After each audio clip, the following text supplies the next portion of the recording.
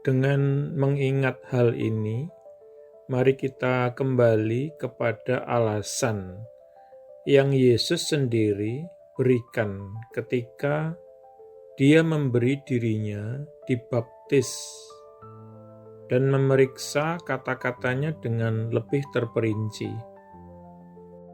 Karena demikianlah sepatutnya kita memenuhi seluruh kebenaran.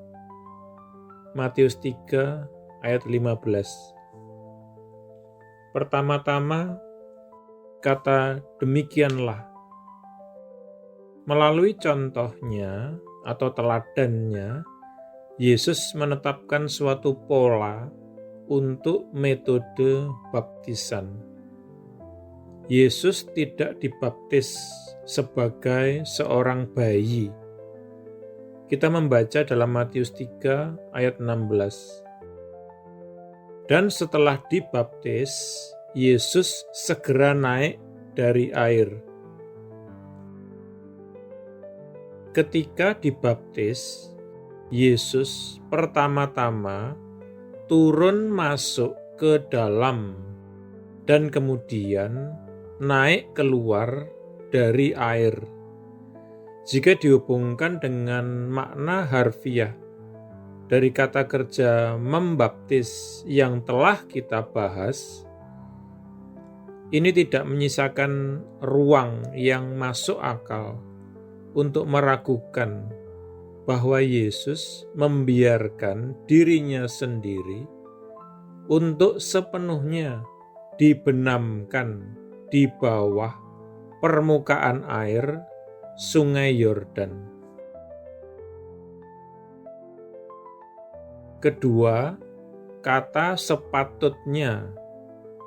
Kata ini menunjukkan bahwa bagi mereka yang akan mengikuti Kristus, dibaptis adalah sesuatu yang ditetapkan oleh Allah. Itu bukanlah perintah hukum persisnya, seperti yang diberlakukan ke atas Israel oleh Torah Musa. Tetapi bagi orang Kristen, itu adalah ekspresi alami dari kemuritan yang sungguh-sungguh dan sepenuh hati. Dengan menggunakan bentuk kata ganti jamak kita, sepatutnya kita, Yesus dengan antisipasi masa depan mengidentifikasikan dirinya dengan semua orang yang kemudian akan mengikuti Dia melalui tindakan iman dan ketaatan yang ditetapkan ini. Akhirnya kita sampai kepada bagian penutup.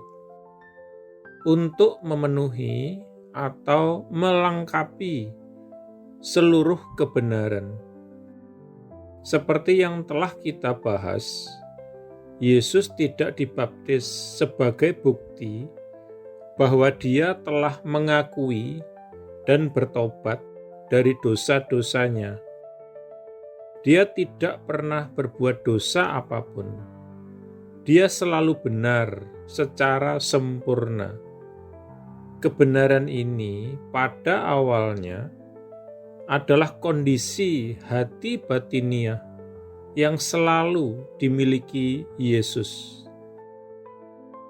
Namun, dengan membiarkan dirinya dibaptis, Yesus memenuhi atau melengkapi kebenaran batiniah ini melalui tindakan ketaatan lahiriah kepada kehendak Bapa surgawinya. Melalui tindakan lahiriah ketaatan dan pengabdian kepada Allah inilah Ia, Yesus, benar-benar masuk ke dalam kehidupan pelayanan yang aktif, yang dengannya Ia memenuhi rencana Allah Bapa. Dalam Roma 5 ayat 1 kita membaca, "Karena itu, dengan dibenarkan dari iman, kita memiliki damai sejahtera terhadap Allah melalui Tuhan kita, Yesus Kristus." Orang-orang Kristen sejati tidak hanya mengakui dan bertobat dari dosa-dosa mereka. Mereka telah melakukan ini dan lebih dari itu.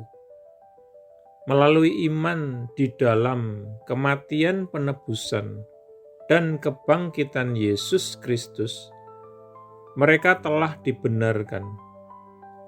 Allah telah memperhitungkan kepada mereka kebenaran Kristus sendiri atas dasar iman mereka.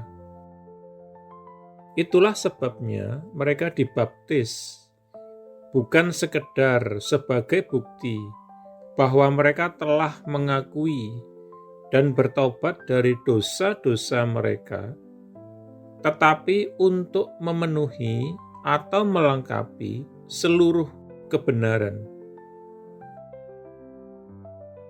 Melalui tindakan ketaatan lahiriah ini, mereka melengkapi kebenaran batiniah yang telah mereka terima di dalam hati mereka melalui iman. Penjelasan ini menunjukkan kepada kita betapa sama sekali berbedanya baptisan Kristen dengan baptisan yang diberitakan oleh Yohanes. Sekarang kita dapat memahami mengapa Paulus tidak mau menerima baptisan Yohanes bagi mereka yang ingin menjadi murid-murid Kristus, yaitu orang-orang Kristen sejati.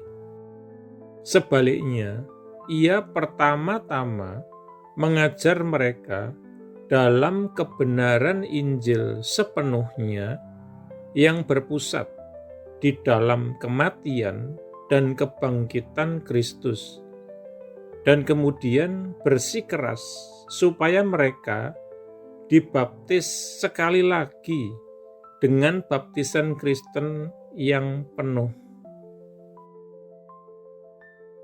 Sebagai kesimpulan, baptisan Kristen adalah tindakan ketaatan lahiriah yang melaluinya orang percaya memenuhi atau melengkapi kebenaran batiniah yang sudah dinikmatinya di dalam hatinya melalui iman di dalam kematian penebusan dan kebangkitan Kristus.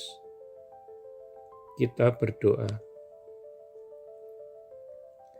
Tuhan Yesus, terima kasih untuk hak istimewa yang tak terlukiskan bahwa melalui kematian-Mu di kayu salib dan kebangkitan-Mu di dalam kuasa-Mu, aku tidak hanya dibangkitkan di dalam hidup yang baru, tetapi bahwa di dalam kuasa-Mu, aku juga dapat menghidupi kehidupan yang dibenarkan.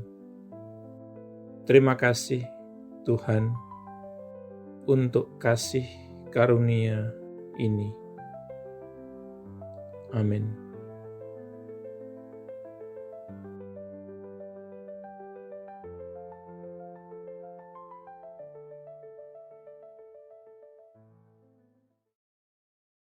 Jika Anda belum menjadi murid Yesus atau belum menerima Yesus sebagai Tuhan dan Juru Selamat pribadi Anda, ikuti doa berikut ini.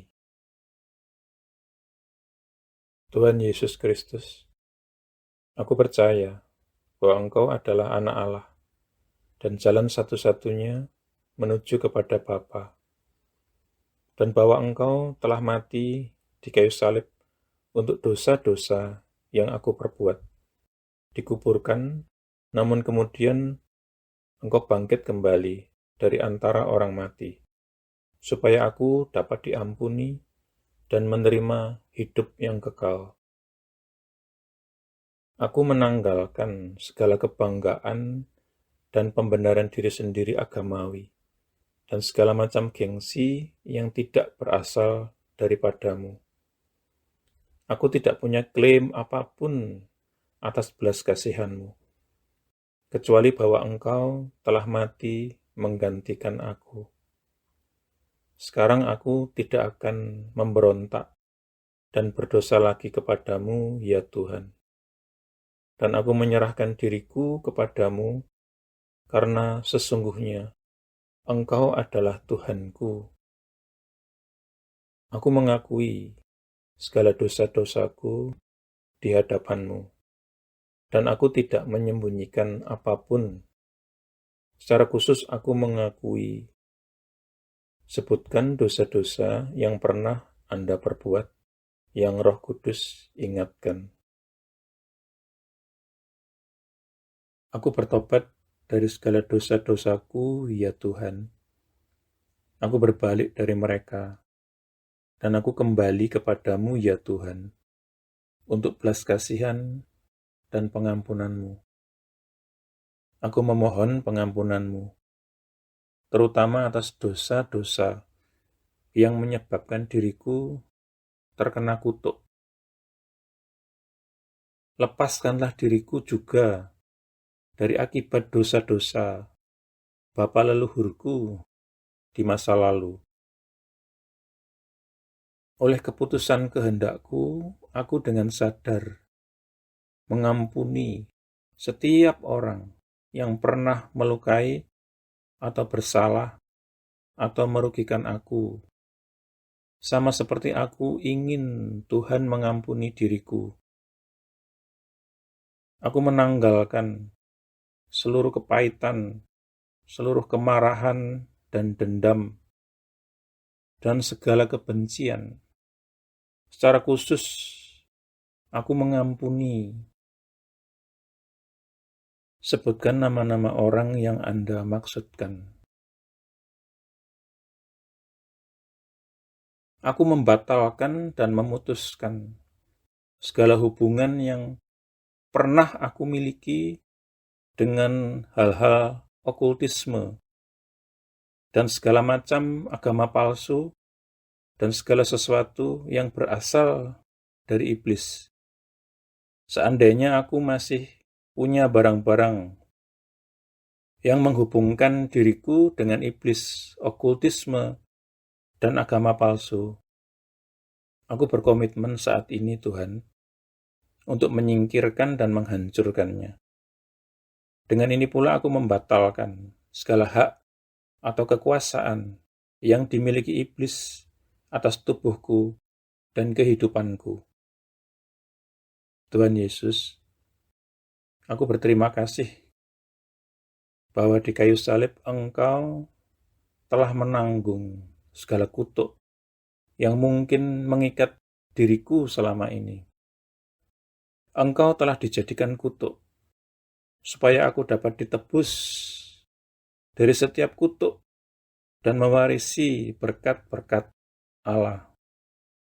Atas dasar itu, aku memohon Engkau, Tuhan, untuk melepaskan aku dan membebaskan aku dari segala kutuk yang mengikat kehidupanku di dalam nama-Mu, Tuhan Yesus Kristus. Aku menyerahkan diri dan menundukkan diri kepadamu, ya Tuhan, dan aku melawan iblis. Dengan iman, aku menerima kelepasanku sekarang, dan kuucapkan terima kasih, Tuhan, untuk kelepasan ini. Amin. Selanjutnya, Anda bisa mendapatkan pengajaran meletakkan fondasi bagi murid Yesus dengan subscribe di channel ini. Tuhan Yesus memberkati.